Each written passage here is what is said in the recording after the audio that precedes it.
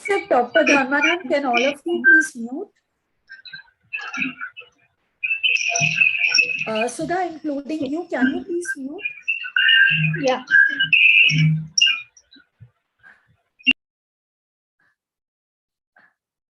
Sudha, let us know when we are live.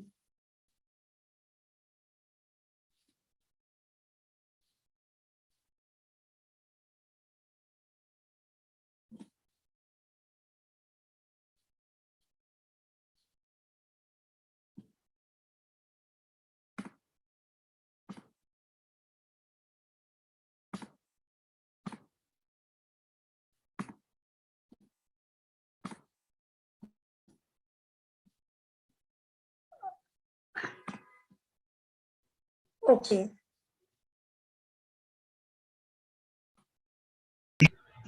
Yeah, live. Okay. Live. Thank you, Sudha. Good evening, everyone. Today, I take this opportunity to welcome everyone for this webinar session. So I will just take 2 minutes to introduce ourselves to Dr. Dharmanand and a lot of new patients who have joined us. So Scleroderma India is a patient support group started in 2006. Scleroderma India is committed to spread awareness among patients and caregivers. We aim to empower patients to become self-advocates. We support patients and families through counseling and other ways. And our motto is we want to tell all the patients that you are not alone. We are there to help you out. So today, let me just tell you about myself. I'm Neetu Vadhva. I'm one of the trustees of Scleroderma India. Few of you might have spoken to me. Our other trustees are firstly Pinky Takral. She is a trustee of Scleroderma India Trust and has global experience in entrepreneurship. She is currently part of an admin team with a global educational institute. Being a close friend of a Scleroderma warrior, she has seen the struggles and challenges of a Scleroderma patient and joined the team of Scleroderma India to bring the perspectives of a caregiver on the board. I would want Pinky to come on the screen right now. Thank you, Neetu. Good evening, everyone. Good evening, doctor. I really appreciate, I'm really glad that you're a part of this session. And hello. Thank you, Pinky. Thank you, Pinky, for that. Okay, so let's proceed further. We have our another special advisor for Scleroderma India, who is Ajith Tolani, has got 20 years of global experience as an international tax consultant and 8 years as an entrepreneur owning an international tax and transfer pricing litigation firm. Being a patient of Scleroderma since his young age and a double lung transplant recipient, Ajith has closely seen the life of patients, which prompted him to get involved with Scleroderma India Trust and spread his wings. Okay, Ajith. Yeah. Ajith, yeah, please. Neetu, should I go ahead? Yeah, I just wanted you to introduce to everyone. So yes, we can proceed further. I will just remove spotlight from both of you first. Right. So that was a small introduction for our trustees team. We are present on a couple of social media channels. You can see them on the screen, or you can go to any of the social media channel and look for us. Our website address is also given below. So that was about Scleroderma India. So a couple of housekeeping rules which I would like to iterate today. This session is being recorded and streamed live on Scleroderma India's YouTube and Facebook page. Please keep your microphone on mute all the time. Question and answer session will be in the end. To ask any question, you can send in chat window. We will ask questions on your behalf. Thank you, and I hand it over to Anna to take its session forward. Thank you, Neetudi. Good evening, everyone. I am Angana Barua, a warrior of Scleroderma India Trust, and I once again welcome you for this session. On the behalf of all of us, today on this platform, we welcome Dr. Dharmanand. Dr. B.G. Dharmanand is a well-known senior consultant in rheumatology at Manipal Hospital, Bangalore. He started one of the first departments of rheumatology at Manipal Hospital. Sir is the president of Indian Rheumatology Association and an eminent member of the Karnataka Rheumatology Association. Today, Sir is with us to explain how our gastrointestinal tract gets affected with scleroderma and how we try to ignore a few of the symptoms. As we all know, gastrointestinal tract is the backbone of our lives and decides the quality of our lives majorly. So, not taking much of the time now, I would hand it over to Dr. Dharmanand to guide us on this important yet ignored topic.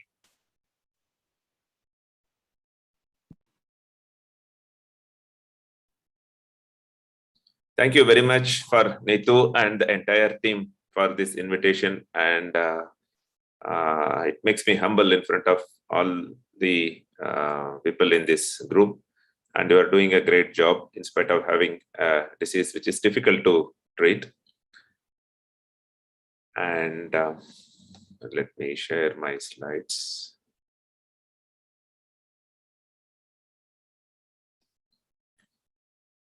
Yeah.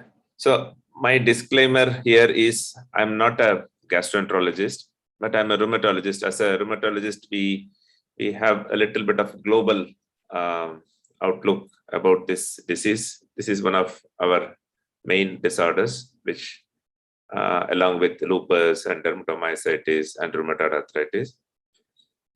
And scleroderma, of all the connective tissue disease, this has been, the research has been lagging behind for many, many decades. The lupus got the limelight, and scleroderma always lagged behind. But the things have changed in the last a decade or two. There has been tremendous interest in this disease amongst the scientists and also investigators.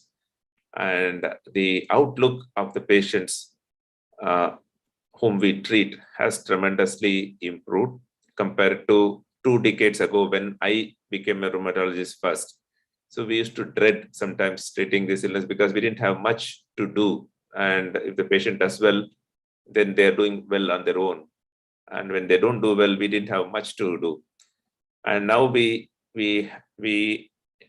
identify the domains of the illness, including gastrointestinal, vascular, cardiac, pulmonary, and there are good amount of medications have come which can improve the quality of life and delay the progression of the disease.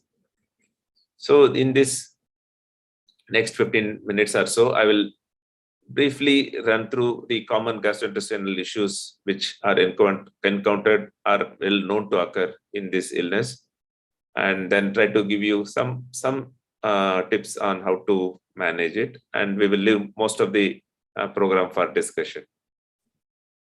So digestive system, as you all know, it's not only in the stomach. It starts from the mouth and it ends at the anus. And if somebody is passing stools and if somebody is keeping their mouth open at the same time, entire gastrointestinal tract is outside the body actually. It is not inside the body. Though it is situated inside, it's like a canal going through the human body. You could imagine that, though it is inside us technically, if my mouth is open and if I'm in the toilet passing stool, it's a one single path and it is just cutting across the human body. So it has got the widest chance of exposure to the environment. Actually, it is part of the environment, situated inside. The hollow part of gastrointestinal tract is actually outside our body. So that's what I want you to understand. And of course, it starts with the mouth, chewing mechanism, esophagus, stomach, and the large and small intestines, and ends at the rectum and anus. And every part of this gastrointestinal tract can be affected by scleroderma by a process which is very similar to what happens in the skin. It is immune system gets hyperactive and the blood vessels become little more sensitive to temperature. Autonomic nervous system gets dysfunction. All this combination will lead to increased scar formation or increased collagen formation that makes the skin thicker, intestine wall thicker, and thereby the motility of the food pipes and the intestine can be compromised. That can lead to the symptoms which are associated with this illness. So if you start with oral cavity, you all know that mouth opening can be restricted and people can have dry mouth many a times. And the swallowing mechanism itself can be affected by involvement of the pharyngeal muscles. So this all lead to eating difficulties. And because they're not able to chew food well, open the mouth adequately, probably the nutritional compromise could happen. And decreased salivation also contributes to mastication and swallowing mechanism. And frequently the dry mouth and inadequately cared for mouth can lead to more fungal infections and which can compound the problems. And the mouth opening also interferes with the dental hygiene issues, brushing, reaching the posterior back part of the tongue for cleaning. And even the dentist to work on a much narrower aperture is difficult and challenging, and not many dentists are really trained in this. So these are all the issues when it comes to the oral cavity. And esophagus is the most well-recognized part. So gastrointestinal gastroesophageal reflux disease, or a GERD, is the most prominent symptom, which is due to esophageal dysmotility. It can also lead to esophagitis and stricture and swallowing difficulty and obstruction. And if it continues over a long term, it can lead to Barrett's esophagus. That means the distal end of the esophagus before it joins the stomach is exposed to acid, and the quality of the epithelium, the inner covering, changes a little bit as a reaction to exposure to acid, and it becomes an inflamed organ.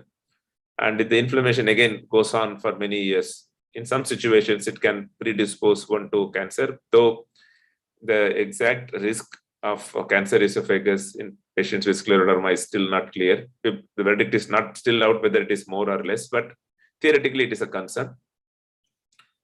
And having acid reflux can also be one of the factors why scleroderma patients may develop interstitial lung disease. The repeated micro aspirations can contribute, and many a times aspirations are not even recognized. If you do continuous monitoring, only 20 to 30% of the aspirations are recognized by the patient as a heartburn or something coming into the throat or a cough. So a small micro aspirations can go on even without patient knowing it. And it is one of the contributing factors and also potentially worsening factors for interstitial lung disease. And many times you can get severe cough asthma like episodes. And many times it may be treated as asthma with inhalers, etc. But if you go deeply, it is related to esophageal reflux and the acid going into the respiratory tract, which causes violent coughing and wheezing. And I'm sure many of you, including me, I don't have scleroderma, but I have acid reflux sometimes if I drink milk or coffee, which can cause sleep disturbances. And definitely, it's not pleasant to have acid reflux coming into the throat, waking you up, making you cough. So that could be one problem because of esophageal involvement. And of course, stomach and small intestine. There is something called GAVE, or watermelon stomach. That may be something like telangiectasia, which occurs on the face and hands. there is increased vascular prominence which can occur in the stomach. And when the gastroenterologist looks through the endoscope, it looks like a watermelon. That's why the terminology came. This per se will not cause any problem, but it can bleed easily, which can result in anemia in patients with scleroderma. If if hemoglobin is very low, it is worth looking for it and should be able to tackle that. And stomach also can have less mobility. It may take longer to clear, and you get a feeling of fullness in the stomach as if you are not emptied your stomach. So stomach feels full for longer hours. It can be due to many times food also. See, compared to if you eat a bowl of khichdi or a rice, you feel hungry soon. You feel another 2 hours, you feel hungry. But if you eat non-vegetarian or a biryani or some protein-rich food, it stays. And even if you belch after say 8 hours, that the smell of whatever you have eaten, it can still come up. So there's a natural process. Protein can stay in the stomach for a long time. So if you have the musculature of the stomach which is not able to contract fully and the peristalsis is weaker, it stays for a longer time. And the problem is many times the solution which is given itself can be contributing to another problem. And most of the scleroderma patients would require acid suppressing drug like proton pump inhibitors, like pantoprazole, omeprazole, etc. And acid is required to digest the food. And when you are suppressing the acid consistently, and the digestion process which happens, the stomach, the food has to mix in the acid in the content that stimulation produces further gastric juice production, becomes a little impaired. And because of that itself, food can stay a little longer before it empties into the small intestine because it takes a longer time to digest. So sometimes solution can be a problem as well. And you must have heard about Sibo, small intestine bacterial overgrowth. This happens because of, again, reduced motility. And because of the reduced motility, it's not clear, the food and the secretions are not cleared into the large intestine. And bacteria can come from the junction between large and small intestine. Some amount of bacterial growth can happen in the small intestine, which generally has a very small amount of bacteria. So when the bacterial content becomes more, the pH changes, that produces a lot of issues with absorption. And it can cause diarrhea, nausea, bloating, vomiting, weight loss, and also has been associated with symptoms like acne, pimples, fatigue, depression, and even joint pains. So this is an important aspect of scleroderma intestine involvement. And you can have telangiectasia in the small intestine, which can be a source of bleeding. So if you don't see anything in the stomach and somebody is very anemic, sometimes you have to do a capsule endoscopy, or sometimes because it's difficult to see the small intestine. So you need a lot of other techniques to look for any bleeding spots and take appropriate measures. And malabsorption of food is very common when small intestine is involved, because almost all food absorption happens in the nutrient absorption happens in the small intestine. And when the motility is poor, and when there is the obstruction to the intestinal movements can occur if there is a tumor inside, or if there is something which is physically blocking the movement. When nothing is there to block, if it doesn't move, then there is a point where it is very tight. There is another point just before that, it may be normal tissue. So it starts swelling up, and it produces an impression that there is an obstruction. Patient would find it difficult to pass motion, constipation, obstipation, even the gas passage will be difficult.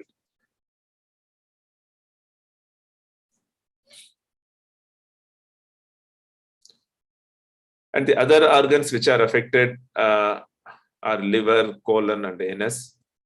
Primary biliary cirrhosis. This is one type of liver illness, which can be reasonably well treated. It occurs in about anywhere between 2 to 20% of the people with scleroderma, and it requires constant vigilance. And if it is found, then appropriate treatment should be initiated. And slow transit constipation is very common. Just give me a second.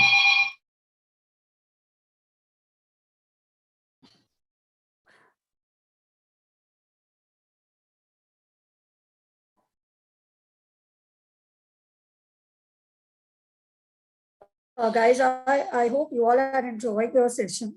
And there is one request. Please send your questions in the chat window. Anna will pick up this questions from here and she will ask the questions. Yeah, I'm back. Sorry. Yes, Doctor. Sorry. So the slow transit happens because of the intestinal wall involvement. The constipation here is due to slow transit of the stools, and in a way intestine becomes a little lazy and it cannot propel the stools, and the people get constipation, and it can lead to again pseudo obstructions, megacolons, and diarrhea can occur either due to small intestine involvement where you'll have a watery stools, and that stool generally burns or you had a little burning sensation in the anus because of the alkalinity, and sometimes fecal impact can happen. I mean, the hard stools can form and you feel fullness in the rectum, and little bit of fluidy stuff can leak through the sides of the hard stools and can cause a little bit of overflow diarrhea. So all these things can be a nuisance. And of course, fecal incontinence is the most difficult symptom of this illness, which also has got a lot of social implications and embarrassment.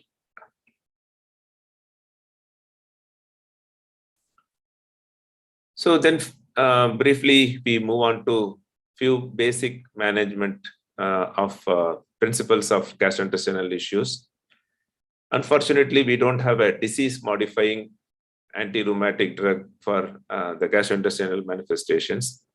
We do have now a disease-modifying drug for lung involvement, to a certain extent, heart in pulmonary arterial pressure involvement, and to a smaller extent, skin. At least in a significant percentage of patients, all these things can be improved, and we can call them as a disease-modifying drug. But there is no single disease-modifying drug for all the manifestations, and gastrointestinal manifestation doesn't seem to have a disease-modifying drug.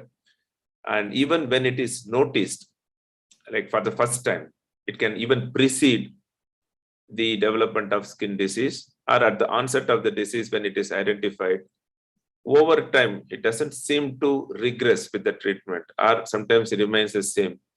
So the one way to think about it is, by the time it is recognized, the process, the pathological process which leads to the gastrointestinal issues have already established, and many times it is not reversible. So that is the difficult part.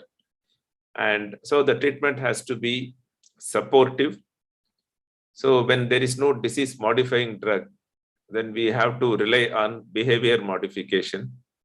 And that is an effort to be taken by the person who has this illness. So the idea is to actively search for gastrointestinal issues when the doctors initially see the patient and at every visit.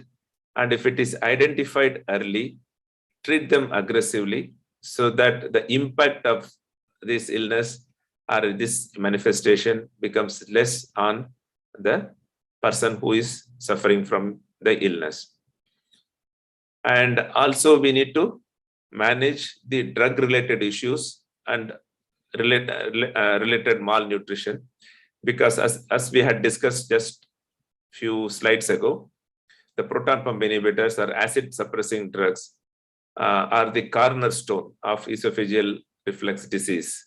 Without that, it is extremely difficult to manage this illness, but the drugs themselves can cause quite a bit of issues, because the gastric pH is one of the basic defense mechanism to prevent invading organism from entering into the body. And that is one nature's protective mechanism. We eat everything. There is bugs inside, there is a bacteria inside. So the gastric pH kills them. And so that becomes less likely to infect us.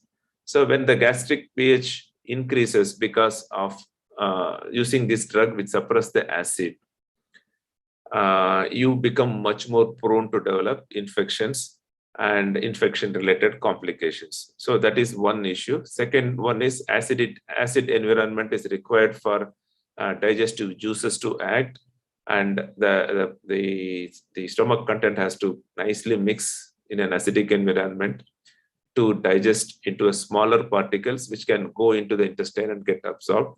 So this process itself can be interfered, and relatively poorly digested material gets into the small intestine where absorption can be difficult. And also there is an increased exposure of relatively undigested larger particle to the system. And these are the, and also nutrient absorption like vitamin B12, calcium can be interfered. And there is increased risk of fractures also with these drugs. So these drugs are the godsend for most of us, but they can have their own problems. So we need to address this issue, be conscious of these issues, and see how well we can manage. And of course, when it comes to treatment, orofacial exercises and stretching can be useful, but it's difficult to do it, and compliance can be very poor because all of us are lazy. Somehow that exercise therapy, the only handful of people can sustain an exercise program on a long-term basis. That would include me. I will walk for 1 month and suddenly realize that one day I don't go for a walk, and then I don't walk for maybe weeks together.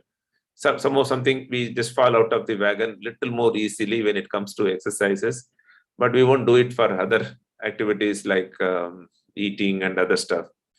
So, but if it is done regularly, this can improve the mouth opening or prevent the progression of the disease, progression of the tightening.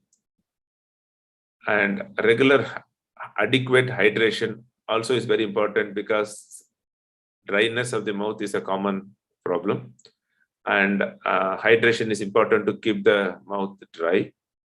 And of course, regular dental care for dry mouth and caries management is important. And of course, weight management. If you happen to be overweight, you need to reduce the weight because overweight can cause increased risk of acid reflux.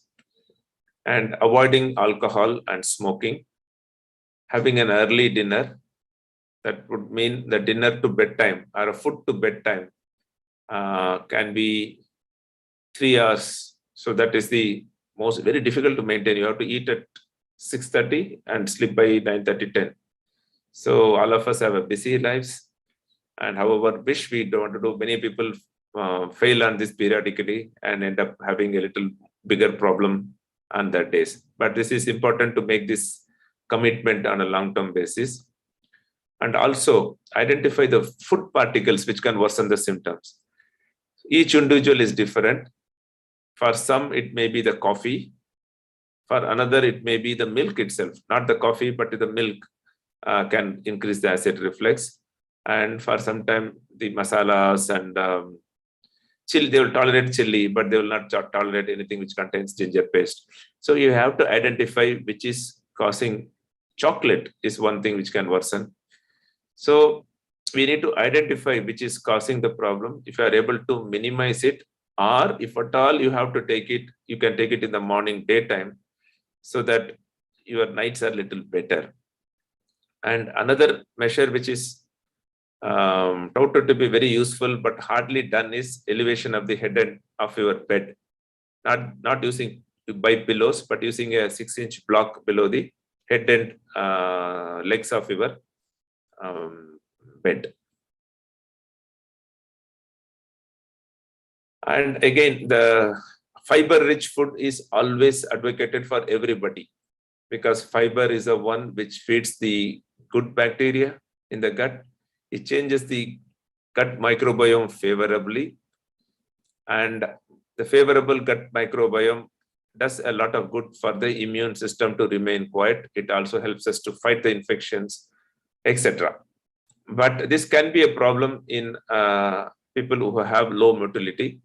If you have a high fiber content, or if you take medications which contains Isagul or fiber-rich type of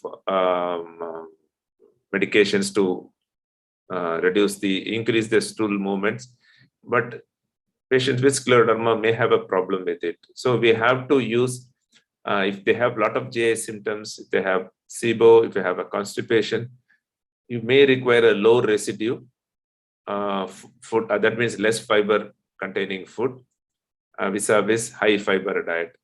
In this process, we may be compromising on feeding the gut bacteria with the good food which gut bacteria likes, and that can again contribute to the problems. So it is sometimes the solution itself can be contributing to another problem. That's a difficulty of certain problems in illness. And of course, we need to identify and remove any constipation promoting drugs. So many drugs which we use in practice can cause constipation. So we need to identify these drugs. The most common ones are antidepressants, and sometimes even the calcium channel blockers, which people use for Raynaud's phenomena, like nifedipine, amlodipine. So these drugs needs to be identified. Antihistamines, some of the BP drugs.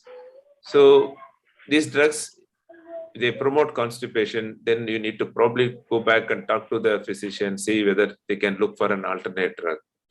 Hydration is again very important. Drinking at least 2 liters of water, depending upon the climate, and that can help. Taking frequent smaller meals may be better than taking 2 or 3 large meals. Intermittent fasting, all these things are very popular in the society now. But patients who have significant GI issues, they may have a problem. When you are having intermittent fasting, you will end up taking more volume of food because you are eating once or twice a day. That can be a big problem when somebody has severe acid reflux or slow intestinal motility. So we have to, everything which is popular in the media may not be suiting everybody with a different type of illnesses. We need to be a little more, use common sense, discuss with your doctor. Unfortunately, most of the doctors, including me, we didn't have much training in nutrition. I have to read separately, like how I read a novel, separately read about nutrition, understand what is it all about. During entire MBBS curriculum, people hardly get 1 class or 2 class during nutrition, and which most of us will forget as we become doctors. So we just go by common sense rather than to any base our suggestions on very scientifically sound principles. So one is, which is good for your husband may not be good for you, vice versa. And of course, if you remain fit everywhere, your muscles are a little more toned, your abdominal muscles are a little tight and toned, you have a good core function, the intestinal function also improves in that process, and you may have a much better gastrointestinal symptoms. And pelvic floor exercises for some people who have a little bit of fecal leakage or rectal issues. And squatty potty, which is, if you can see the last lady in the white, if you can use something to raise your foot end of the foot while sitting in a European or a Western type of closet, that changes the angle through which motion is passed. So when you normally sit in a chair, the intestine has got a curve. It comes like this and turns. So the motion has to come and take a small bend and then come out. So that when it is hard and difficult, the body's muscles are not pumping well. So that may be difficult. So making the alignment little straight theoretically can help some people to improve the process of defecation. And another technique which is suggested is we are sitting, if you are not able to push out, just rock, sit in the potty and just rock 10 times forward as if your head is touching your thighs. That kind of a movement, sit in a chair and rock like this, that can probably build up a little bit of pressure and it may help you to push the motion out. And of course, there are a lot of yoga poses suggested. If you go to YouTube, there are at least 20 yoga postures are not shown, but at least suggested that it might improve constipation, and nothing wrong in trying whatever you could do it comfortably.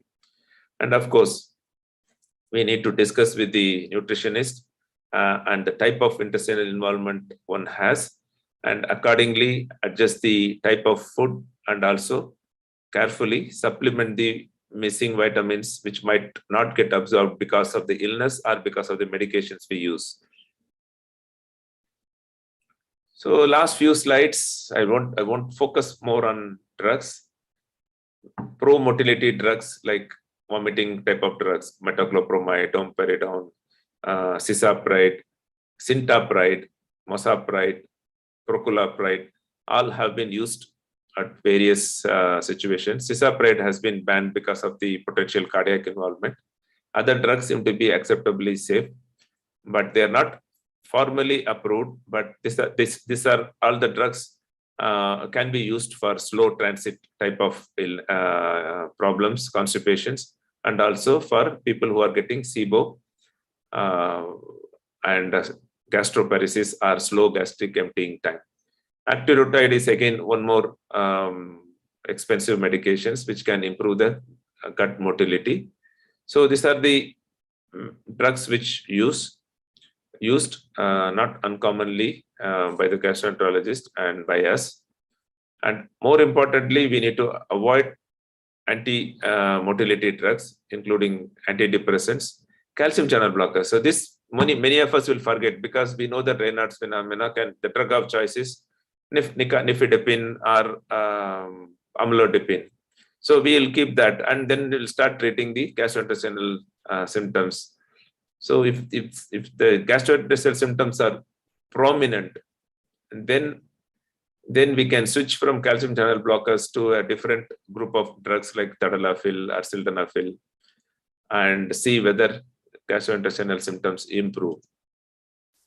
And most of us are familiar with acid blockers like proton pump inhibitors. They are the most powerful, and you will require actually higher dose in scleroderma patients than usual. Sometimes you will require twice a day, one in the morning, one in the night. Even when that is not enough, sometimes a third at bedtime, you can use ranitidine or famotidine. So it is almost like trying to block acid with all our might. Definitely it improves the symptoms. And there's always a small price when we are interfering with this mechanism. This is the compromise and balance we have to do between causing a problem and managing the symptoms. When the symptoms are mild, we can do away with medications. When symptoms are severe, medications may be required, and the consequences of medications needs to be managed. And of course, doctors use cyclical antibiotic therapy when there is significant bacterial overgrowth in the small intestine. And typically 2 weeks of one antibiotic, then gap of a month, and again another course of antibiotic. So there are so many antibiotics are used. There are few gut-specific antibodies like rifaximin, which are popular nowadays. And pro-motility drugs are also useful for Sibo. And there is an interest on using probiotic, commercially available probiotic, though they are not very effective, but it can be helpful in some patients with mild symptoms. And a balance between antidiarrheals and diet, which can improve the stool bulk or reduce the stool bulk, is required to manage the diarrhea constipation conundrum. Depending upon which is dominant, we have to how much fiber somebody can include in their diet, for which the dietitian also should reasonably know what kind of a constipation you have, whether slow transit, whether there is decreased motility. So in that case, fiber has to be little less. And if there is motility is deemed to be good, they can gradually increase the fiber content. So this is the balance. Most people find it difficult to do because, again, the skill levels are not consistently present. And these are the measures people use to manage the stool consistency. And when people who have rare patients who have fecal incontinence, it is more symptom management and managing the stool consistency. Thereby, if the stool is not allowed to be too loose, then probably it will not leak. And when the problem is very severe, sacral nerve stimulation, for which you need an implantation device to be put in near the sacral nerve, can be useful to reduce the fecal incontinence. Yes, a simpler alternative has been suggested, which can be done with the physiotherapy type of instrumentation, which is a small external electrodes kept in the lateral side part of the thigh and leg, and that stimulates the posterior tibial nerve. And posterior tibial nerve stimulation, if it is done for X number of minutes, X number of days, and it has to be done on a long-term basis, can reduce the fecal incontinence in a small portion of the people. So these are the complex measures which are used. And of course, when things are still not better with these, surgical measures are taken. And gastroenterologists, when there's a stricture, they use balloon dilatation to open the strictures. And some rare surgeries are performed if acid reflux is very severe. But most of the time, surgical results are not very good. There is always a fear that the healing may not be very good post surgery because of the altered collagen consistency and quality. But other measures, like when there is a significant obstruction and patients are not able to retain food, a compulsory intestinal rest, and they feed through nasojejunal tube, or sometimes you have to put a tube from the external into the stomach and feed. And another option, even when it cannot be done at all because of the global intestinal involvement, intravenous nutrition for a week to 10 days may allow a little bit of recovery from the intestine. Then subsequently, patients may be able to be introduced on a small amount of oral feed. And so if somebody has reached this stage, the prognosis is not good because it's extremely difficult to maintain nutrition through intravenous route only. And these patients generally don't do that great. I think I'll stop here, Neetu, and we shall have some discussion. Thank Right, you, doctor. doctor. So before we start with the question answers, I would request Mr. Ajith Tulani to come up and share his experience. Hello, doctor. Thank Hello. you very much for the wonderful presentation.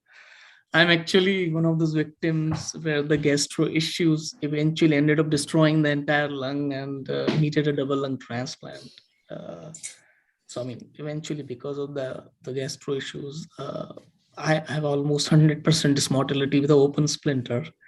I kept aspirating through day and night, and of course, eventually the lungs went pretty bad. The unfortunate part was that the diagnosis couldn't happen in India at early stage, and of course, it's more, I believe, I mean, because of the kind of patient or the knowledge available at that point. But seeing your presentation, I see so much hope now for the patient that the doctors are so much more vigilant. Few things which I experienced and what I understood. Okay, by the way, I had to come to United States to get the transplant, and then it happened all of a sudden. But what I understood here is that eventually all transplant patients will have the gastro issues. I mean, there'll be a rare population which may not face. And also some studies suggested that whenever there is a ILD, 90% of patients will have some kind of gastro involvement to this. And the doctors here had a very, very broad level consensus that whenever a person has scleroderma, and after a particular point in time, they will really need sort of fundoplication, but fundoplication could be a dangerous idea with dysmotility. And how do we handle? And as you said, the healing could be a big challenge because of the collagen involvement.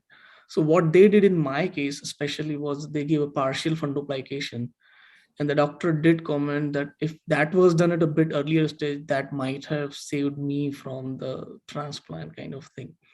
But I just wanted to share my experience, and it's so wonderful to hear, Doctor, what you presented and suggested us today. Thank you very much for your wisdom, and I'm sure all the patients will get a lot and significantly benefited from it. Welcome. So, doctor, we have few questions with us. So I'll start with the questions. The first question says, a lot of us feel full most of the day, even when we eat light food. What should we do? Yeah, that is a problem because of the small intestinal dysmotility. And of course, there may be so many other causes, increasing the fitness. So if you start going for a walk, if you spend energy, then probably that also in some way improve the gut motility as well. So that can help you to feel little hungry. And of course, taking prokinetic food, prokinetic medications, which promote the intestinal movements, like your anti-vomiting type of medications. Sometimes cyclically using antibiotics like erythromycin or azithromycin can help the forward movement of the intestinal walls, so that the emptying is facilitated, and then you will feel a little more hungry and feel like eating. And they have to eat small quantities frequently. If that is the case, if it still doesn't respond, then eating a small frequent meals is better than taking few large meals. Okay, doctor. The second question says, lactose is said to be a very big culprit with GI issues. Is that true? To a certain extent, true, because up to 60% of some populations in India, like in the sense some areas, people who are conventionally cow rearing type of population, they tolerate milk better. Otherwise, a lot of us have milk intolerance or lactose intolerance. And the gas problem is ubiquitous in our country. Everybody has a gas. So that may be due to milk intolerance, and many of us don't have that lactose tolerance persisting beyond childhood. And human beings are the only animals in the world to drink milk after we stop weaning from our mothers. And I personally feel that milk is not an essential food. And before 15,000 years ago, no human being drank a milk of other animals, because we domesticated cows or buffaloes around 15,000 years ago, not around that probably.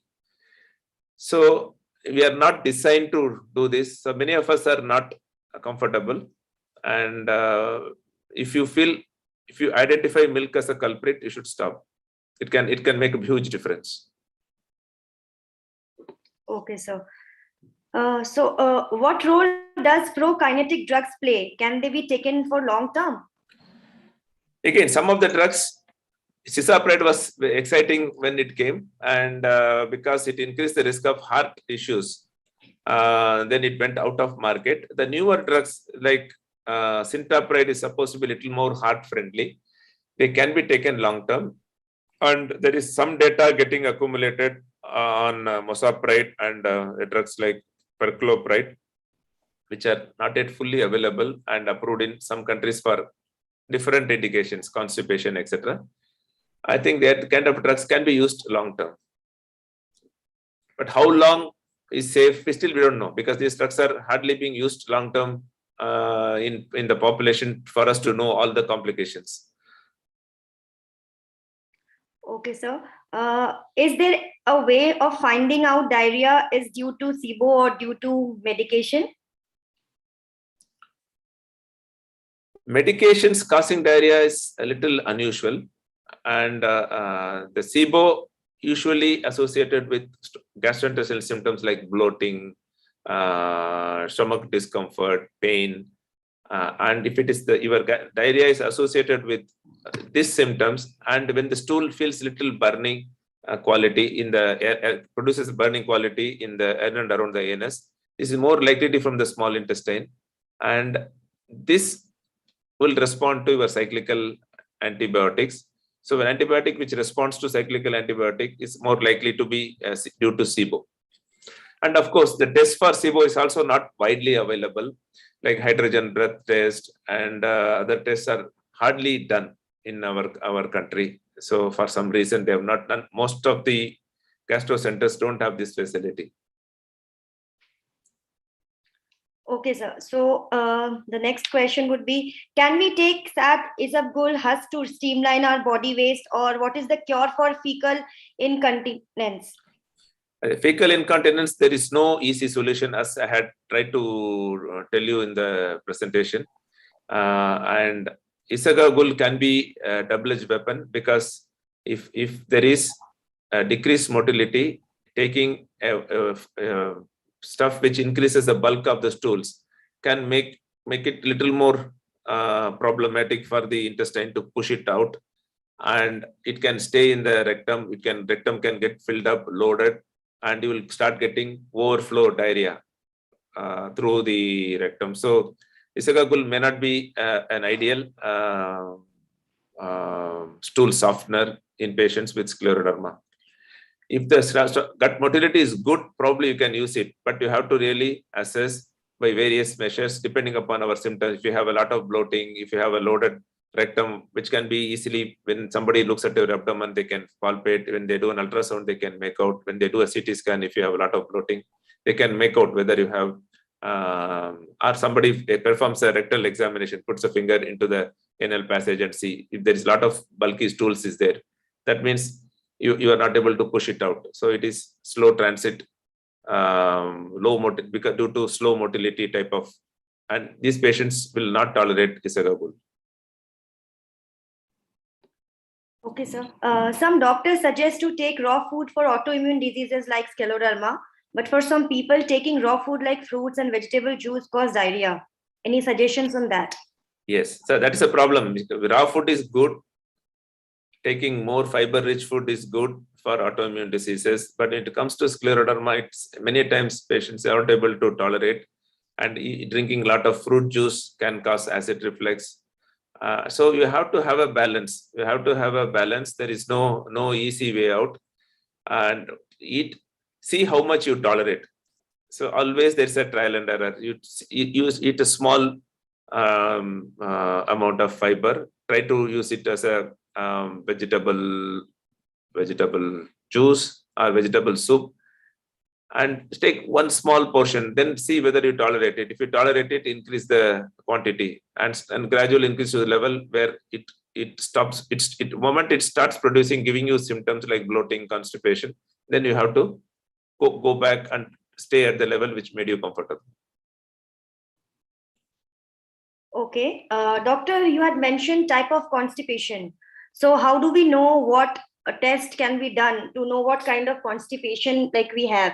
There is no test many times. There is no fecal manometry can be done. The intestinal motility test, small, they can make, the gastroenterologists generally do it. They ask you to swallow endoscope and see when it comes out. So you know the transit time. So if it should come down, most of the time it ideally should come down within 24 hours. If it doesn't come down, we know that it's taking longer time. These are the ways, sophisticated ways, but many times a physical examination and a story, feel that your rectum is always full, you get a feeling that you have not evacuated fully. This all gives the doctor an impression that it is a slow transit type of constipation. Okay. After every meal, we experience persistent cough due to irritation in throat, which might be due to microacid. Any suggestions you can give to stop it? Yes, so this is the most difficult part. So you have to probably require a good dose of acid suppressing drugs. And if 40 milligram twice a day does not improve, then you have to add another drug like ranitidine in the night and add prokinetic to the food. So this all can improve the micro aspiration and reduce the chance of getting these cough episodes. And of course, you also identify the food, which type of food would cause this more. If you take a lot of food which contains acidic, like orange juice, pineapple, this can increase the risk of acid reflux compared to if you take a cucumber or a carrot. So you have to identify which could be the culprit, reduce it, and take adequate acid suppressing drug. And of course, maintain the posture and keeping the time between lying down and the food 2 to 3 hours is also important. Okay. Coughing while laughing or while we are talking for a long time, maybe 5-6 minutes, we are coughing. So is that part of a GI issue? Possibly, yes. Another possibility is dryness. If your mouth is dry, if your saliva production is less, that can cause irritation in the back part of the throat and can produce a cough. And sometimes it could be due to acid reflux happening around that time. So staying a little hydrated, keeping a small glass of water, just sips of water can help to reduce that cough. And sometimes the sugar-free gums or sugar-free candies can also help to improve the salivation. Okay. Hard stools, what could be the reason for that? Hard stool is due to that only because if your transit is slow, in the large intestine, all the water from the stool gets absorbed into the intestine. Now, what remains is the more fecal material, which is a mixture of plant material and dead bacteria, and it stays in the body and becomes harder and harder because it gets dehydrated. So more hard it is difficult to come out. You can't push it out. So staying hydrated well and use all the measures to improve the stool evacuation. Sometimes you may require drugs like something called, instead of using Esophageal, the drugs which can irritate the rectum, that kind of increases secretion of fluid into the rectum, like senna, magnesium, they can all improve the water content into the stomach and may improve the this type of constipation and hard stools. Senna alkaloids, soft senna, there are quite a few products which gastroenterologists use or we use. Senna alkaloids, they are also useful for constipation and they are not bulk forming in contrast to Esophageal type of fiber rich type of medicines. Okay. Someone is asking if the food comes out due to coughing and if I have taken medicines after the meal, does that mean all the medicines are also out? Depends. If it has come out immediately, you have to take it again. But if it has come out after 15-20 minutes, at least 50-60% of the medicines would have got absorbed, and there's no need to immediately take it. But if it comes out immediately after taking it, within few minutes, I think you have to retake it. Okay. Someone is asking, my blood pressure and the body temperature is always low. What is the reason? I'm doing exercise also daily, but still it is there. Blood pressure again is maybe due to, if you are a scleroderma patient, if the doctors are giving you medicines to control your Raynaud's, they would give BP lowering medicine. That could be one of the cause. And the normal BP itself can vary between 90-70 to 140-90. So there are people always on the lower side of the blood pressure. So it may not, unless it is making you feel dizzy, or if you sit and get up, everything goes for a spin or feel like falling down, then it's okay to have a slightly low blood pressure. It's maybe healthier. Okay. So there is no cure for incontinence. I have done all the exercises. Last option, which is helpful. Anything? Sacral, the nerve stimulation. We should be able to discuss with the new gastroenterologist and rheumatologist whether we can have a sacral nerve implant. It's an invasive procedure, expensive procedure to stimulate the sacral nerve. Before that, you could give a trial of posterior tibial nerve stimulation. Your physiotherapy should be able to help you. Okay, so I think all the questions have been taken care of. Neetu Di, do we have any more questions? There's just one more question which has just come up.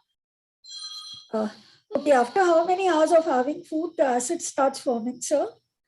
It is not before food. Actually, before, even when you start thinking of food itself, acid start forming. So it is body anticipates that you are going to eat a smell of a food. And if the moment you enter into the house, a nice aroma comes from the kitchen, our acid is already secreted. It's preparing the stomach to anticipate good food coming in and wants to digest it. So it starts secreting much before actually we eat. Okay, so someone wants to ask that they have their meal at 9 p.m., but early morning, like 5, 6 a.m., the acid starts forming. Is it normal? So what can it's be not done? It's not normal. It's not normal. Probably it can happen because, see, one way to reduce the stomach's volume so that within 3 hours you lie down, there's more aspiration. So if you eat at 9 p.m. and anyway you are sleeping at 11 o'clock and still early morning, 4 o'clock, 5 o'clock, you may wake up with acid reflux. So acid reflux keeps happening because of the lax esophageal sphincter, and it allows acid to go up. For some reason, if your acid production is little more around in the early morning, then it can go up. So if that is happening, you may have to increase your acid suppressive medications. Maybe you require 1 tablet of, say, pantoprazole in the morning, 1 in the night, and maybe 1 late in the night of 1 ranitidine or another H2, another type of acid drug, particularly if you are getting more acid reflux in the early morning. So that you have to go back and discuss with your gastroenterologist or rheumatologist whom you see. They should be able to fine tune it. It is a constant attempt, because there is no. You must have guessed by now from what I'm trying to tell. It's a difficult problem for treatment also, because our number of weapons available is a problem. Our solutions also can cause more problems. So this is a situation. It is very individualized. We have to trial and error, assess what could be done, because we don't have all the tests. Like our gentleman, I forgot his name, one of Ajith. And probably for a patient who is refluxing, in spite of trying everything, maybe a fundoplication surgery is the answer. It can make a difference to them, because that can reduce the acid reflux and maybe improve the quality of life, and maybe reduce the chance of interstitial lung disease from worsening. Thank you, doctor. So with this, we come to the end of our session. Thank you, Dr. Dharmanand, for such a wonderful explanation. All of our common issues, which we either ignore or don't give much priority, the majority of the time, we push it under the blanket that they all are related to acid reflux or GERD and would be taken care with anti-reflux medicine. But after this session, we will not only help this in identifying the extent of GI issues or gut involvement, but will also help us to take care of ourselves better. We hope to have you, sir, back again on this platform to guide us with some more other interesting aspects of Scleroderma. Thank you so much for your time, sir. Welcome. You are welcome. Welcome. Thank you very much. Thank you. It's my pleasure as well to interact and learn from you all. Thank you, sir. Thank you very much. And on behalf of Scleroderma India Trust, I would want to extend my thanks to all our Sclero warriors and their families too, who are present today and to gain insights on this body part involvement. Thank you, everybody. Have a wonderful evening ahead.